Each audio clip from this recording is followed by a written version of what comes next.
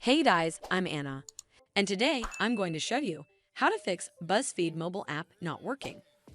So first of all, you need to make sure you're running the latest version of the app. Open up App Store on your device, and then tap on this search icon in the bottom right corner. Then search for the app, and if you see this update button right next to the app name, simply tap on it to make sure you're running the latest version of the app. But if you still encounter this issue, then you need to clear App Cache. Go to your device settings and then scroll all the way down to General and tap on it. Then tap on iPhone Storage. From here, search for the app and then tap on it. Once you're on this screen, you need to tap on Offload App. Tap again to confirm.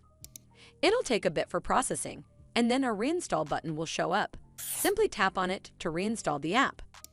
This should fix the issue, but if it doesn't, then you need to completely reinstall the app. Follow the on-screen instructions to navigate all the way to the app page. Once you're on this screen, tap on Delete App to uninstall the app from your device. Once uninstalled, you need to open up App Store and then search for the app here. And then click on this Get button to install it back on your device. Hopefully this will fix the issue, and if it did, then make sure you give this video a super thanks by clicking on this heart icon to help support the channel, and don't forget to hit that subscribe button. We'll see you in the next one.